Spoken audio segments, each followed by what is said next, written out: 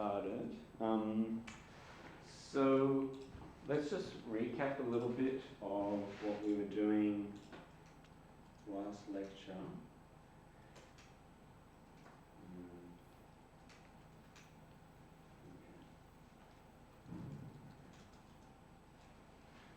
So we were talking about basis rotations. And so, do you remember to record the lecture? Oh yeah, yes, I'm recording it, but I forgot to give you the. Do you want to do it? Okay. So we're talking about basis rotations, and so basically the idea here is that you have a quantum state, but you can basically view that in any kind of coordinate system that you can choose. So we're familiar with this from just classical physics. We can represent velocities with any kind of coordinate system. And basically, so we were looking at different types of possible bases. So one example is this plus minus basis. So of course, if you change the coordinate system, it looks, the vector looks entirely different. But physically, it's exactly the same state. And so in the transform coordinates, for example, our general qubit state of alpha and beta turns into something like alpha plus beta or alpha minus beta. Those were our new kind of coordinates. And more generally, that's just one example. You can make any kind of combination of states and take that to be your basis state. So this 0 plus 0 beta, which is like the new 0 basis for Bob, we can write that as alpha plus beta, but we also need the orthogonal vector to that. So that's like beta star minus alpha, and then we showed that that's actually always orthogonal. That's as a simple kind of recipe, if you like, for making an orthogonal state. And so this was just the example that we have. So what we're going to do now, and remember we also talked about measurements for the previous slides there. So we're going to kind of combine these two concepts. So we were discussing how, well, in quantum mechanics, measurements are always probabilistic, and what we said is the kind of the rule for working out what these probabilities are is that if you've got some state alpha plus beta like this, then essentially when you measure it, what it does is to kind of irreversibly kind of affect this state so that it turns into either the state 0 or 1, and with probability alpha squared or beta mod squared. So what we're going to kind of do now is to kind of combine these two ideas of measurements, and this is how we saw it when I introduced this to you first, and this idea of basis rotations. So we can basically view actually this type of measurement as just really like one example of a measurement that you can actually do. And in fact, this is actually not the only measurement that you can do. This turns out to be just like a single kind of example of it. And more generally, we can use the fact that so this S0 and S1, these are, I was calling it something else before. I was calling it 0 Bob, 0, 1 Bob or something, but basically same thing. So this S0, S1, this is a pair of orthogonal unit vectors. And we can actually, instead of just measuring 0 and 1, we can actually measure like what is the component, or what is the kind of part of the state which is S1, what is the part of the state which is S0. And you can picture this as really like some kind of physical measurement device. So you have a measurement device and you can measure the 0 and 1, but you could equally measure this S0 or S1. And the way that this works is actually more or less exactly the same as what we've been talking about before. So say you have some state, so instead of it being just 0 and 1, it's S0, S1. Then if you have a measurement device that actually is going to measure the S0 and S1 part of the state, then basically it just does it with the same rules that we've always been talking about. So whatever that coefficient is, you just do the modulus squared of it, and then that's the probabilities that you get. So let's do an example, just so that you can get a better feel for it. So let's say we start in the state of alpha beta, okay?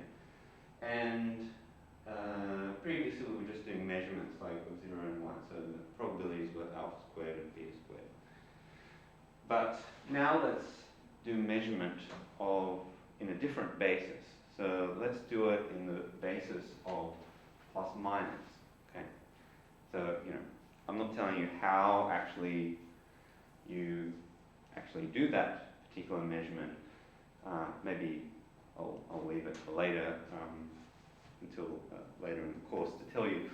But there's some procedures that you can do to actually measure the plus minus basis. Because in a way, that's equally as, this kind of, the word I'm looking for is equally as, okay, I can't think of the word, but what I'm trying to say is something like, it's equally as fine to do plus minus as 0, 1. These are all like equally valid basis choices. So if they're equally valid basis choices, they're also equally valid kind of measurement choices. So first step, or the easiest way to show what the probabilities are, would be to just rewrite it in this plus minus basis first. Okay. So we've already done that. We did that maybe even last lecture. And it's that whole thing where we find the basis states in terms of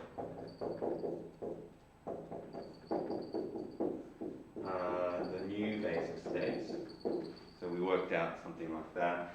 And then because your state was what we're doing, alpha 0, beta 1, and then you just substitute these guys into here, and then you do a little bit of factorizing, and then it turns out to be as what I've written there. So we can rewrite the vector in terms of the new bases, plus minus. And then after we've done that, the rule is just the same as what we already know. So you just look at the coefficient of the plus, and then you do the modulus squared of it, and then that's your probabilities. Okay? So you can clearly see that you're going to get totally different probabilities here. Yeah? So if you're measuring in the 0, 1 basis, you're going to get alpha squared, beta squared. If you're measuring this plus minus basis, it's some combination of this alpha and beta. and those numbers will be totally different. But that's that's how it is. That is basically showing actually some different parts sort of the wave function. So let me just okay. So just to elaborate on a tiny bit more. So remember a couple of lectures ago we had that example of let's say the state was, I can't remember exactly what it was, but maybe it was something like this. So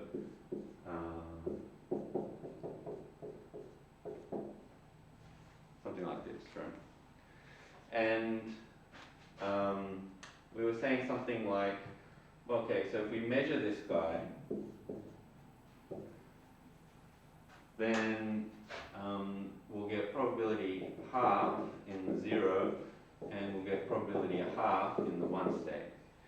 And this factor of I, seems to do nothing actually. It's like, and you were probably wondering at the point, and we discussed it a little bit, and I said we'll come back to it. So now we're there. If you're doing this measurement here, this I actually really doesn't do anything actually. But but that's only because you did this measurement in the in the 0, 1 basis, so 0 and 1. But if you actually measure in a different basis, then this I does start to make a difference. You can also, just to make our life simple, let's just make this plus here.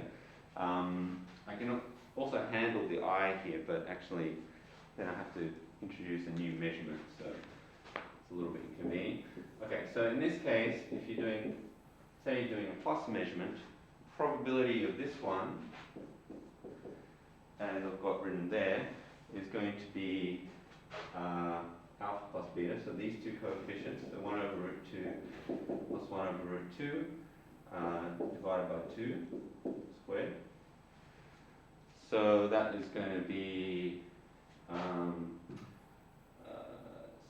so that will be 1, because this is root 2 squared is 2 divided by 2 is 1.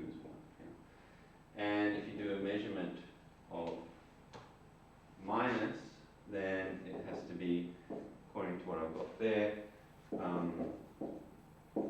minus squared over 2, and this probability will be 0. But imagine if this was like a minus sign now. So I've changed the sign here, so it's like basically I've added a phase here. Okay. In that case, for this type of measurement, the 0, 1 measurement, there's completely no difference. It's still a half and a half. So changing that from a plus to a minus didn't really change anything at all. So it's a bit similar to the factor of the I. It doesn't seem to do anything. But it makes a big difference here, because here it's like this one plus this one, and if that's a minus, then instead of this being probability 1, it's going to change to probability 0. And this one, because of the original minus sign in this formula here, it will be 1 over root 2 plus 1 over root 2 minus minus. So this will be probability 1. So actually the probabilities completely change. So it's the plus measurement will not appear, and then the minus measurement will appear. So it's this, when you do this type of measurement, what's here in this phase here, and I'll put it back to the correct one, whatever in here, it makes a big difference. So so essentially, depending on the type of measurement that you do, the phase, or what kind of factor of, is it a plus or a minus or an I or something, it starts to make a big difference to this measurement here. Okay. Makes sense? Okay. Right, so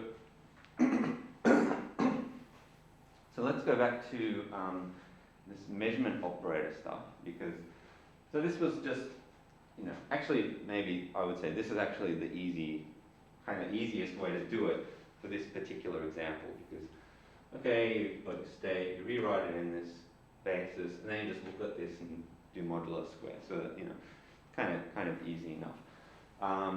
But kind of in preparation or later, if you like, let's do it also using a more kind of mathematical way of using measurement operators. Okay, so how does it work with the measurement operators?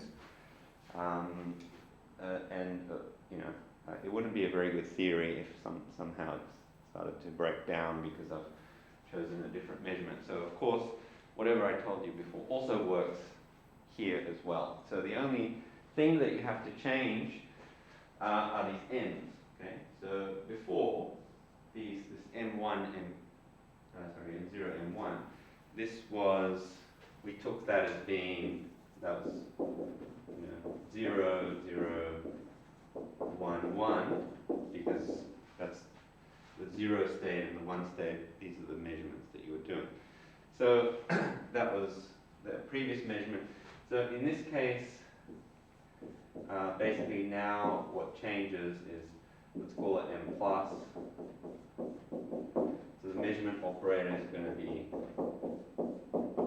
plus and minus, because those are the states that we are now going to be doing our measurement with respect to. So, so we've got those measurement operators, and then otherwise it's all obviously the same formula. So to get our result after we do the measurement, we apply our measurement operator to the state, and then we've got to normalize it because it's usually some unnormalized state. And the probability is actually the length of this unnormalized vector. So it's basically the same story as before.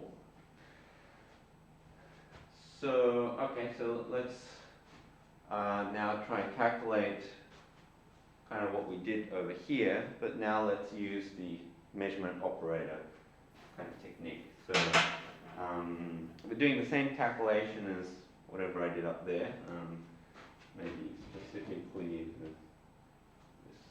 the rubber.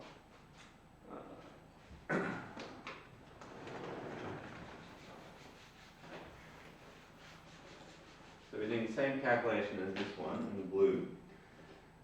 But we're now going to do it sort of the more mathematical way, which is using the measurement operator.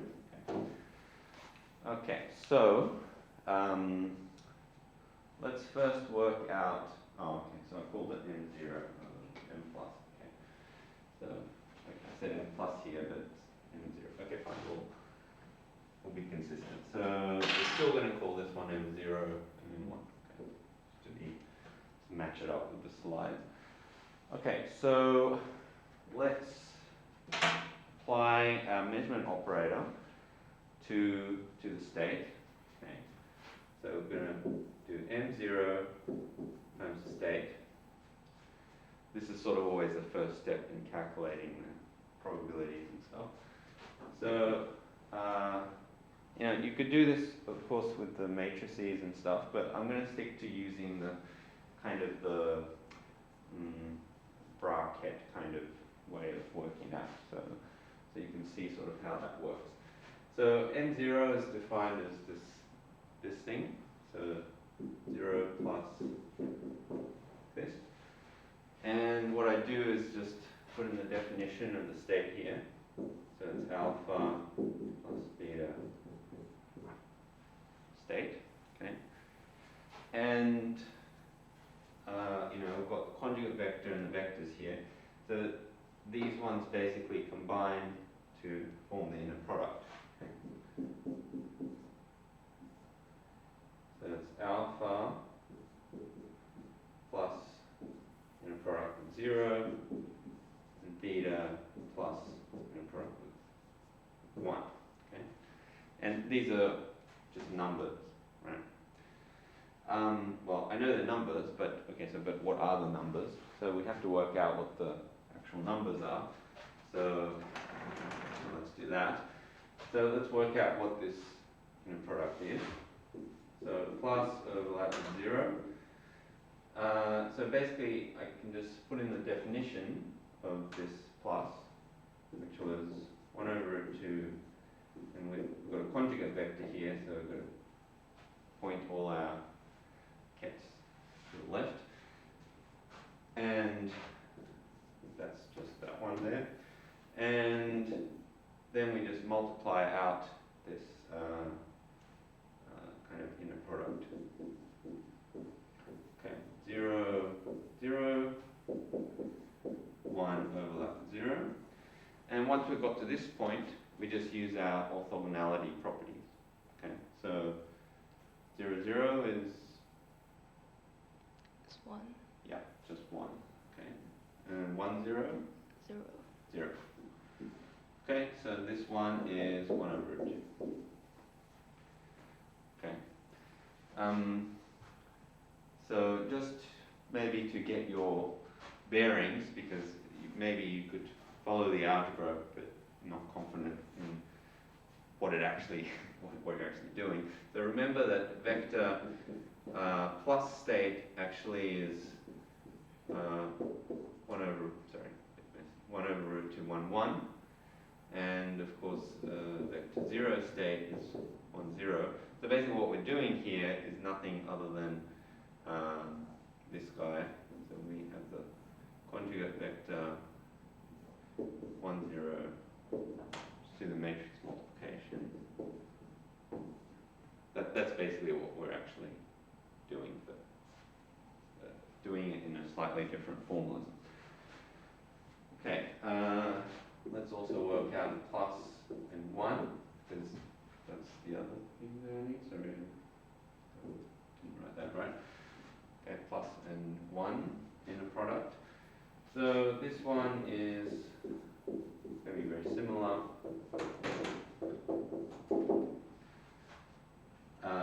So this term is the only one that survives. 0 overlap with 1 is 0, so we can forget about that one. So this one is also 1 over root 2. You can see it also from here because it's one vector is the other one here, right? 0, 1. And so if you do that matrix multiplication, you get plus 1 over root 2.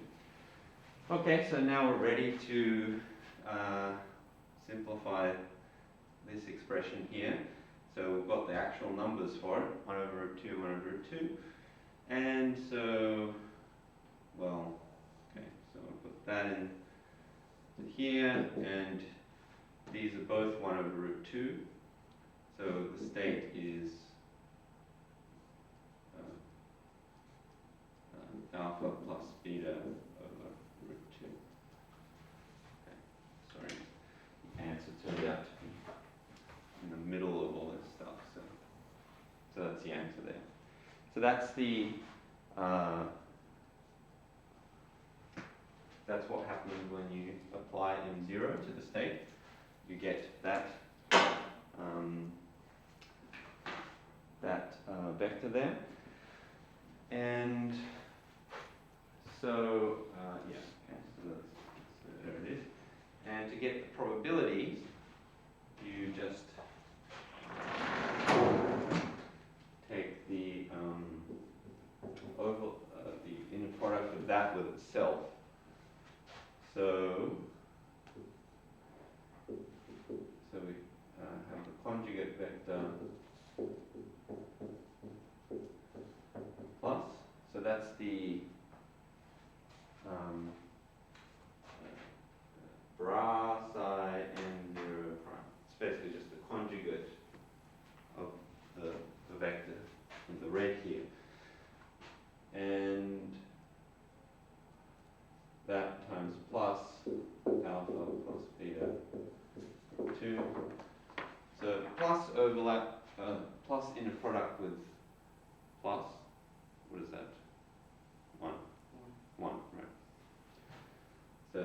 this is 1,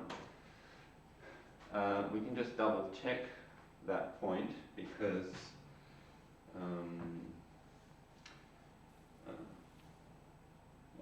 so we can just double check that. So, for example, in the matrix notation, if you do this, then it's half from the constant factors times 2, that's 1. Okay, and then here, so this is just a number, that's also a number, so it's alpha plus beta modulo squared divided by 2. Okay, and yes, and so that is exactly the same as sort of what we did, maybe the easier method in this case, which was, alright, you just rearrange it, look at that coefficient, modulo squared of that one, is that, so it's exactly the same as what you get there. The actual state that you get, well, so according to the formula, the new state, the state after you do the measurement, what am I calling it? Size 0 measured state. So that is m0 times the state divided by the square root of the probability. Okay, so m0 times the state is that thing in the red here. So it's plus alpha plus beta root 2 divided by the square root of this thing. So that's actually alpha plus beta modulus divided by the square root 2. And that cancels. And then you get this factor of this funny looking factor here. Which looks a little bit strange, but actually it's not really important because this is a complex number, right? This is the modulus of that complex number. So imagine writing this thing as r e to the I theta. The modulus of that is just r. So this thing is just this phase factor. And I've said in quantum mechanics, the phase factor doesn't matter, it doesn't do anything. So, okay, you could, if you really want to be kind of very strict about everything, then you could say it's that. It's e to the I of the argument of this complex number, but quantum mechanics, it doesn't matter, nobody cares, so often people just say, okay, that's plus. Maybe, okay. Proportional to that. Okay. So essentially it gives the same result as what we expect. Yeah, okay. And maybe just finally, let's maybe take a slightly more geometrical kind of picture of this. So, so say our original vector was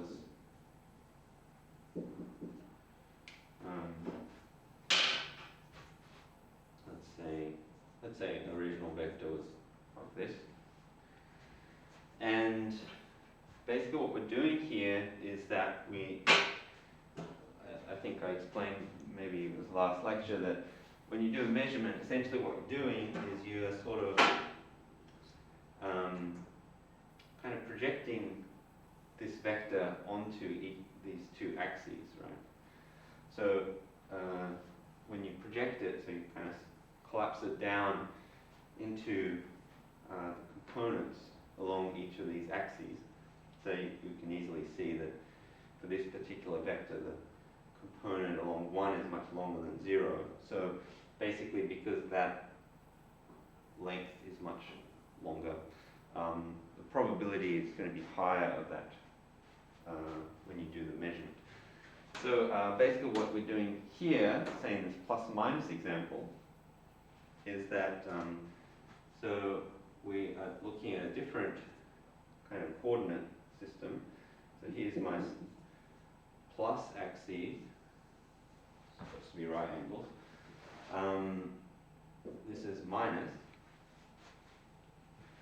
now we're going to be kind of projecting this state now with respect to the black axes, the plus or minus axes here, right? And maybe I'll draw this one this way. This would be sort of in a negative direction for the minus. So of course, if you project it, then it's now this vector that's going to get projected to, and if you measure it and it turns out to be minus, then this vector will collapse in that one, so it'll be pointing in the negative minus state direction. So you can kind of see from here also that, you know, here the lengths of this one and this one are kind of more similar, right? So the probability of it becoming plus or minus for this particular vector is sort of a bit more similar, whereas when you project it for the 0, 1, it's almost entirely in this one direction, so that it will almost always end up here, but sometimes end up that way. So, you know, you can see sort of just from here that you'll get quite different results, you know, different probabilities. And of course your final physical state that it gets projected to are also totally different. Because you either end up like here, here, here, or here, right? Maybe that way with the face. So the length of the projection represents the probability. Yep, that's right. Yeah. Then how do we make sure that it's add up to 1? It should already add up to 1 because the length of this one is 1. Oh, yeah, I see. Yeah. So this is length 1. The red vector is actually length 1. Yeah. Okay. And you know, this is why we renormalize it here, because this thing was length 1. Oh, sorry. This one is length 1, the original state. And when you do the projection, it's no longer length 1. So you've got to renormalize it with the refractor so that this thing's the proper quantum state again.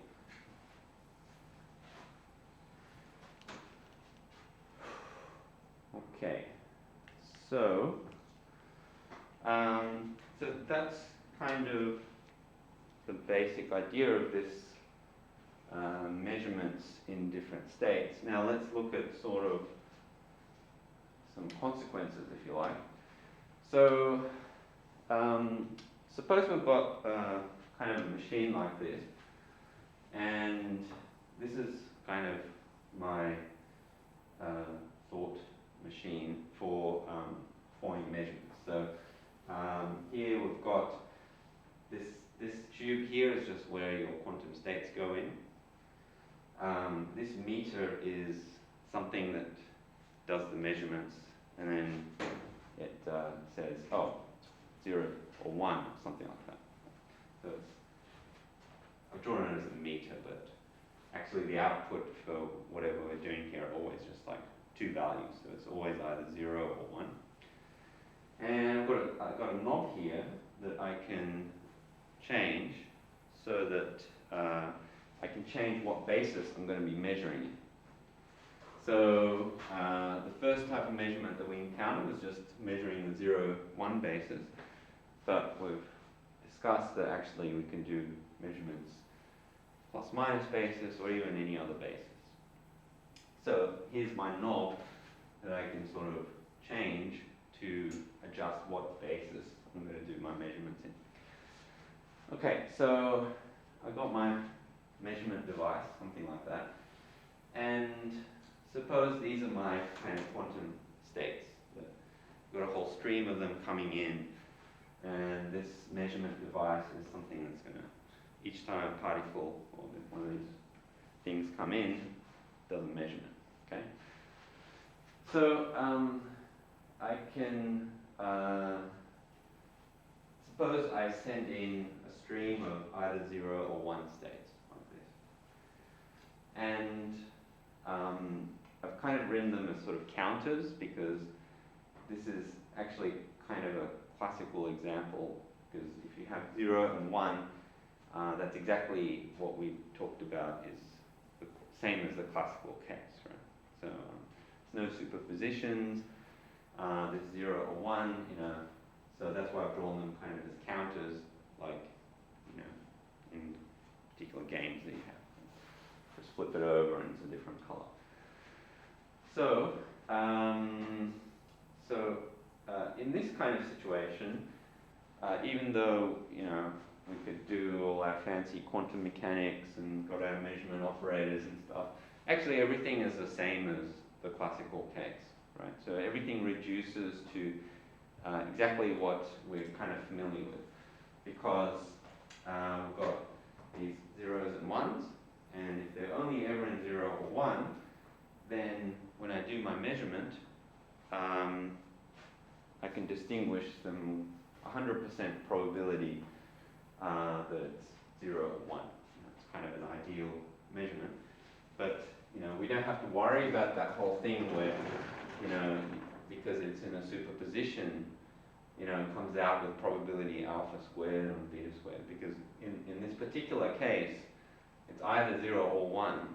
So there's no superpositions, and so there's nothing probabilistic. It's 100%. If it's 0, then you get 0, right? Or if it's 1, you'll get 1. Or you'll read it out as 1.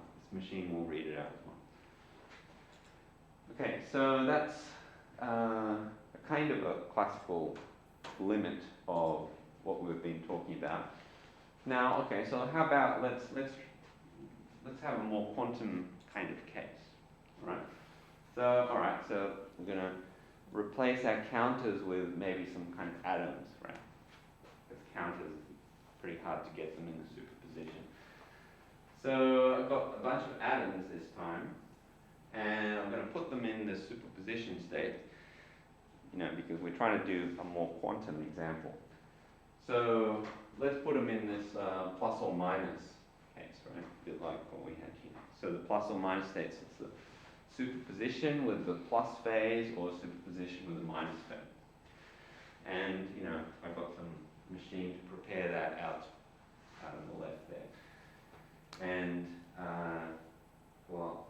I'm representing which type of superposition, plus or minus, by kind of the color of the arrow. The blue arrows, it's this plus superposition. Green arrows are minus 1. So you might think, okay, this is a little bit more quantum example, right? We've got some superposition of the states that we're measuring. But actually, it's still not really so different to the classical case, because all I have to do is I have to just turn my knob here, turn it to the setting so that it's on the plus minus, and then in that case, I'll get very similar results to what I had before, right? So if it's a plus state, then this measurement device can kind of perfectly distinguish between the plus and minus cases, because this is 100% in the plus state, and in order to find your probability, you just have to square the amplitude of it.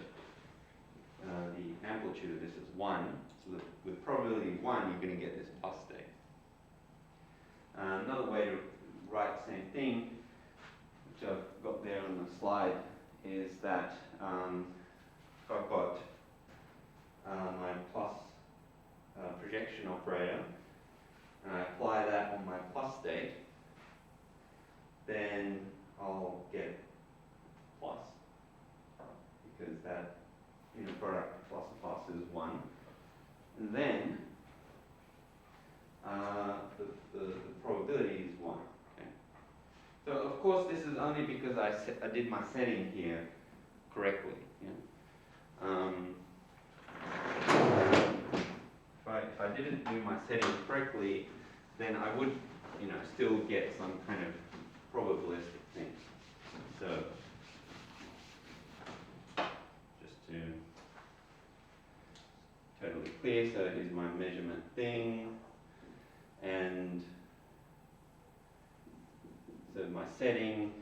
So if I had this setting on the 0-1 basis setting, then of course if my atom was in a state plus, like 0 plus 1, So in this case, I would definitely still get some kind of random result if I did it in the 0, 1 basis, because, you know, probability, you have to square the coefficients here, the half, and probability of half, I'd get 0, 0, and 1.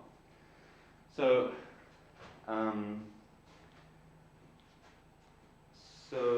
let's see.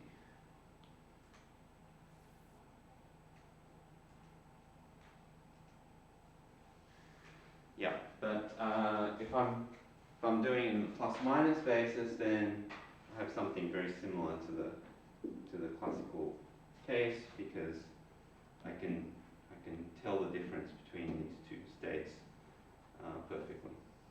Oops. Okay, then so let's look at maybe even more complicated case, right? So now let's mix up everything a little bit more even.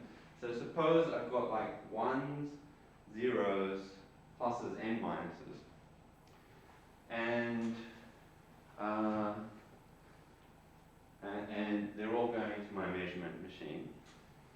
So if I work with the measurement setting of 0 and 1, so I'm working in this setting, then for all those atoms that are in the 0s and 1s, then I can perfectly distinguish those, right?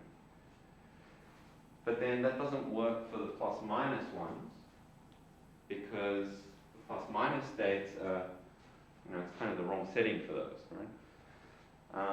Okay, but, you know, I could maybe put the measurement settings in the plus minus, but that will work for the plus minus states, but it wouldn't work for the ones and zeros. And essentially what you will get is that in either case, so let's just go back to the 0, 1 setting. So essentially all the ones that are zeros and ones, you'll be fine, but everything else you'll get just randomly 50% the output of either 0 and 1. And basically you've got no way of telling the difference between that and the minus state, because the minus state also has 50-50. Right? So you can't tell the difference. In the 0, 1 setting, you can't tell the difference between the plus and 1, the plus and the minus states. And likewise, you can't tell the difference between the 0 and 1 in the other setting. So then you might think, oh, okay, well, you know, maybe there's like another kind of setting I can do to so that I can tell the difference between all these things. It turns out that there isn't actually. So in this situation, there's actually no way that you can perfectly distinguish between these two cases,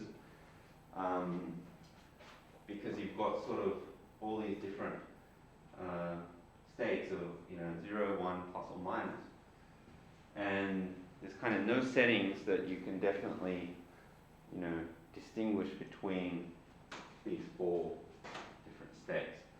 So you know, the best guess that you might have is to do something like sort of halfway between these two bases, right? So the black ones here, that's the 0 and 1 basis. The red ones are the plus or minus. So the plus or minus correspond to actually 45 degrees in terms of the this kind of parametrization, right? So the sine of 45 degrees is 1 over 2. So that's exactly the plus or minus. So you might think, okay, well, maybe halfway between 45 and 90, you know? So that's 67 and a half. But what you can find, and I don't know, you can do this maybe as a homework exercise. But even if you put it at this angle, you know, in between 45 and 90, you still can't tell the difference between all these 4 cases. So you're always going to find that, you know, there's some kind of, you know, with some probability, then you'll get, for example, in this blue axis, with a higher probability, you're going to find that the plus and the minuses are kind of correlated with this blue one, right? And this blue one pointing this way, diagonally down, with a higher probability, you're going to find it 0 and minus, but it's not 100%. So you basically just can't distinguish these four cases. And in fact, this is actually how one of the most famous quantum cryptographic protocols, so-called BB84. It's called BB84 because the guys that invented it were Charlie Bennett, Charles Prasad, and they did it in 1994. And, famous paper, so just named the protocol after the paper. So we might talk about a little bit more about kind of how this works later on in the course. But basically, this is kind of, this protocol takes advantage of this aspect that you can't tell the difference between those four cases. And then, so if there's fundamentally no way that you can actually tell the difference due to quantum mechanics, then that's a good way of kind of making codes and things like that, because if it's limited by the laws of physics, then you can't get better than that. Okay.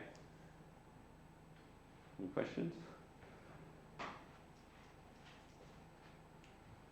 All right. Okay. So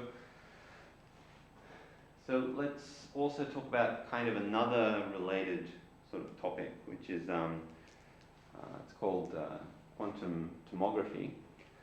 So now let's consider the situation where Alice, over there on the left, so she has a quantum state, she's prepared it in her lab, and she knows exactly what it is. Right? Bob, on the other hand, is on the receiving end of this. Alice is going to send that state to Bob, but Bob doesn't know what it is. Okay. So, how does Bob actually work out what the state is sort of the task at hand here. So, basically, of course, the only thing that Bob can kind of do here is to do quantum measurement, and so that's why I've drawn my quantum measurement box here. Now, if Alice just sends one copy of the state, then just from that one copy, actually Bob can hardly tell anything about what the state is, because say he puts this on the measurement like 0, 1, right? And then because he knows quantum mechanics is all probabilistic, and if he gets 0, well, kind of that has almost no information, because that could have arisen from so many different cases. It could have been that the state is in some superposition here, and of course just probabilistically it collapses and you happen to get 0. Pretty much the only thing that it kind of tells you that it's the state is kind of not 1. So if he gets 0, it tells you that the state is not purely 1. Okay, that's kind of the only thing that you can actually kind of tell, because even if it was some tiny percentage of 0, 0, 0, 1, so 0.999 square root 1, I don't know, maybe he was kind of unlucky and he happened to just get that one, right? Only 1 in 1,000 chance, but I don't know what can you know from one measurement result. So, So do we have a limitation on the precision we can measure? Yeah, actually, yes, that's exactly right. So if we get a 0 that's not actually 0, then maybe 0.001. Yes, Okay. yeah, actually, yeah, so that's a very good point, which I didn't even include in what I was going to talk about just from here. But there's this thing called the sort of the standard quantum limit, and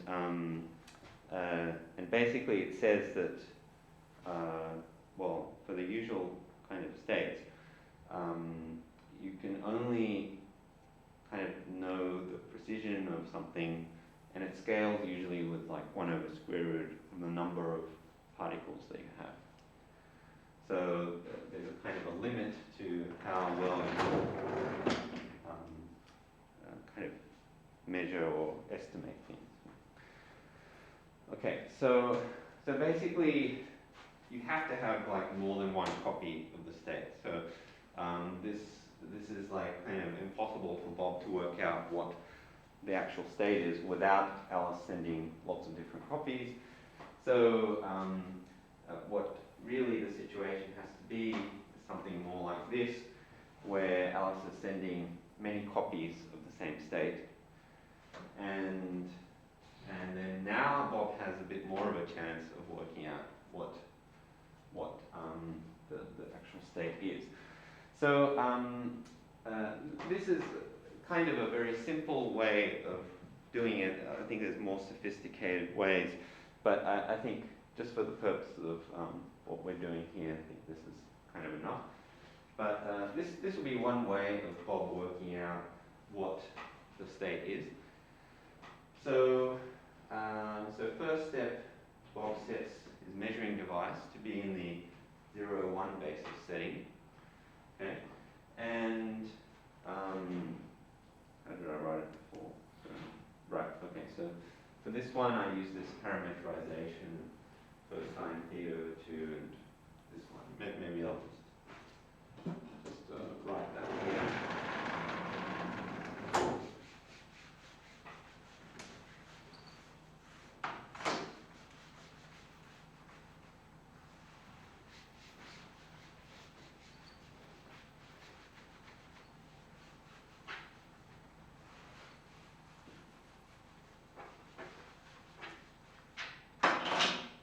The state that we're trying to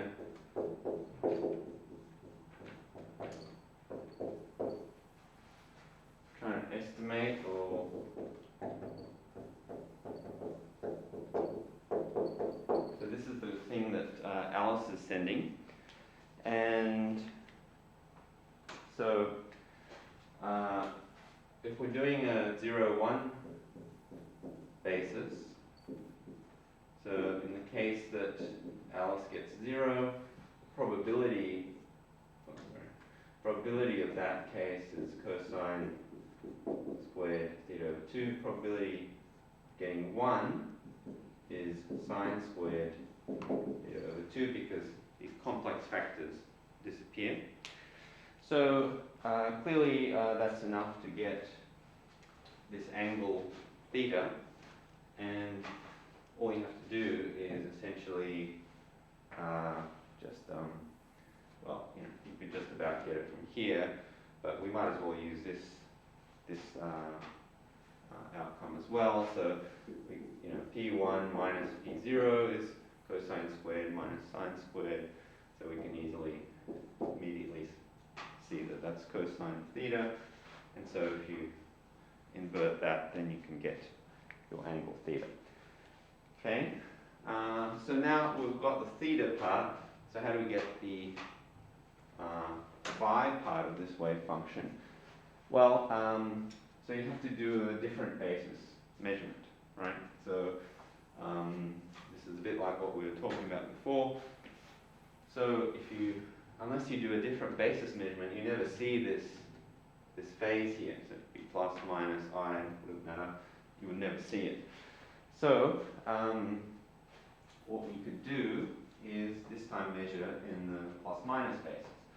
So in this case, easiest way actually is to just rewrite this wave function in terms of the plus minus. So we could use measurement operator format, but it's actually easier just to do this.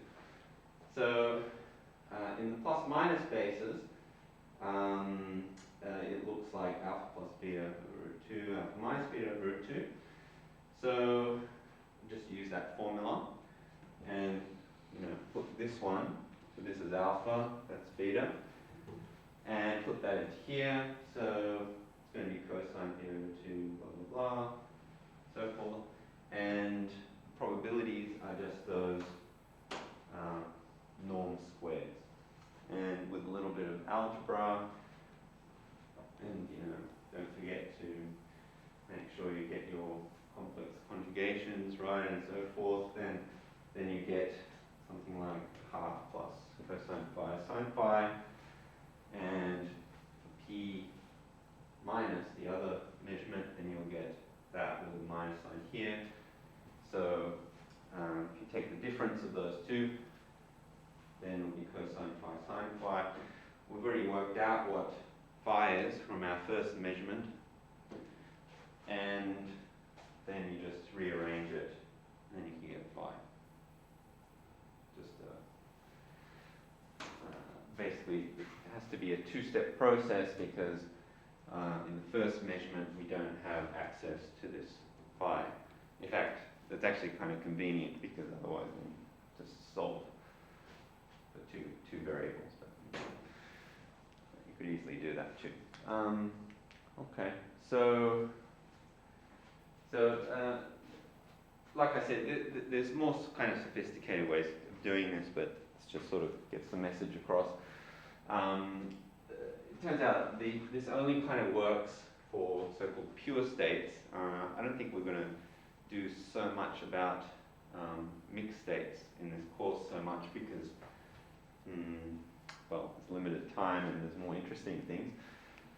But basically the difference between pure states and mixed states are, if you've got like an ensemble of qubits here like this, so basically many copies, and suppose some of them have some errors in it, so that they're not exactly all in this same state, like they're supposed to be, say, but say some of them have errors.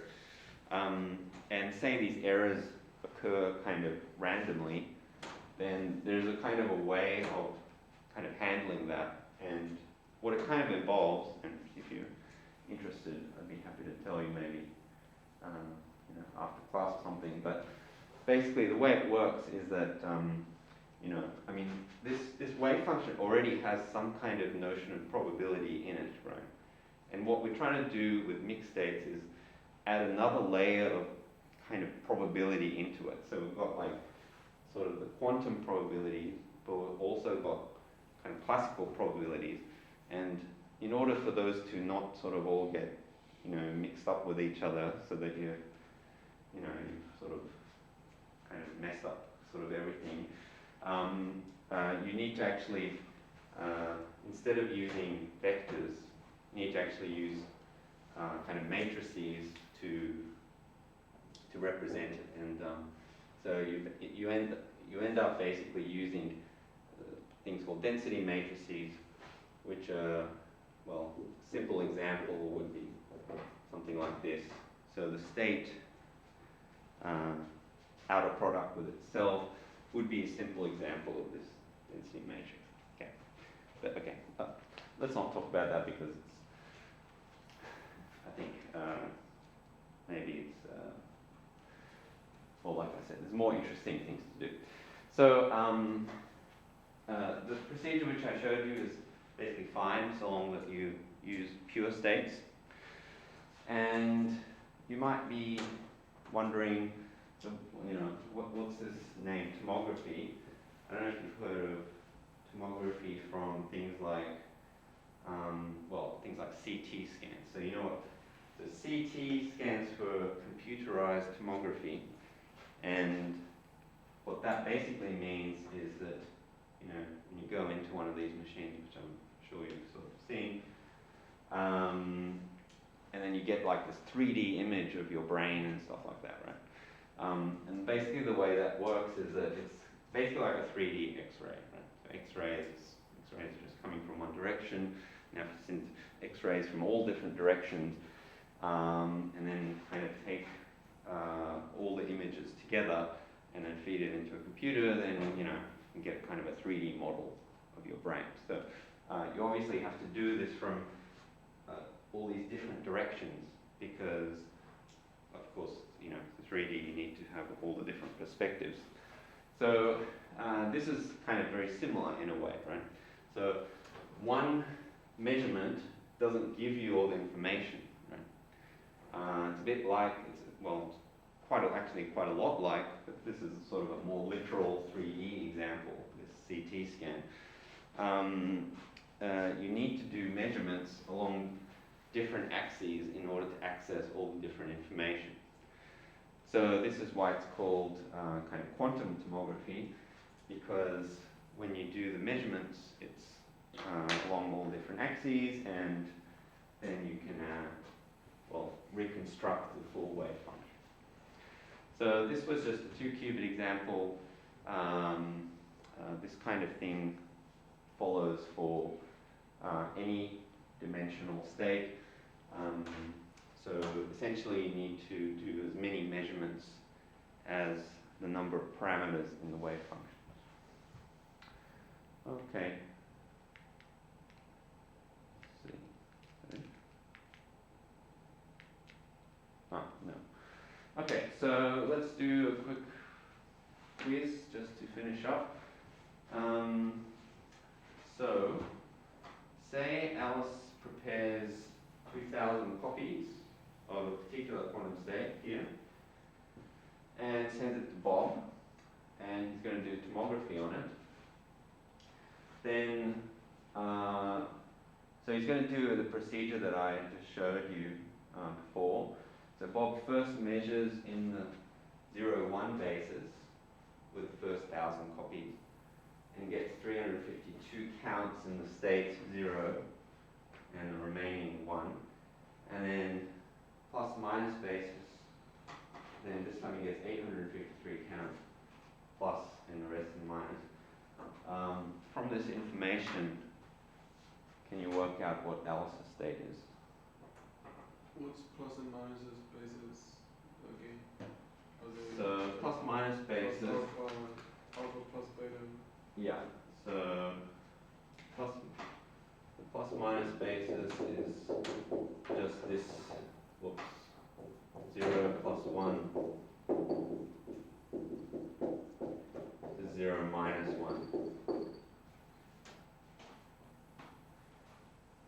Okay, so maybe what I'll do is, so he gets 352 in 0,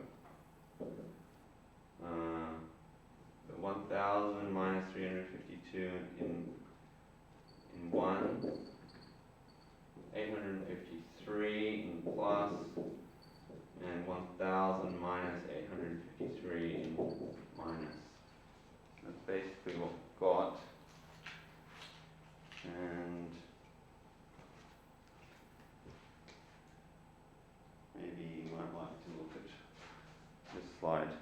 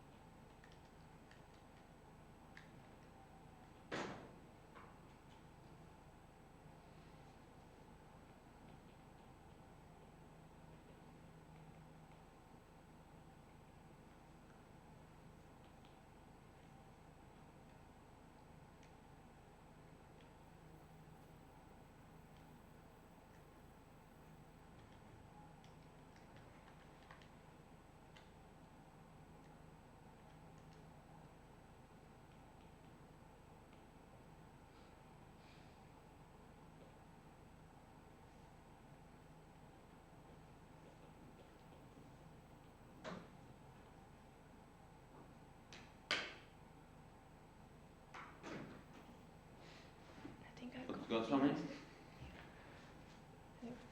Okay. All right. Well, let's check with what I prepared earlier. Oh, radians. Isn't radians, but this is in degrees. I suddenly used radians. Let's see. Does it agree? It looks about right. 107. 2 pi. Okay. So it was 2 pi. Okay. Should I change it for you? let's see.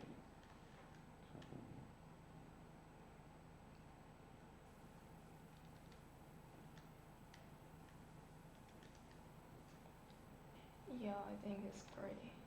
Okay. So 107 degrees. It's the same. Okay. And phi?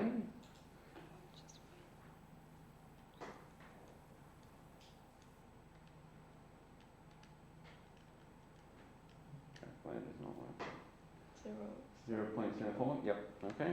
Very good. All right. Any questions with anything today? No. Okay. All right. Then we'll continue Thursday.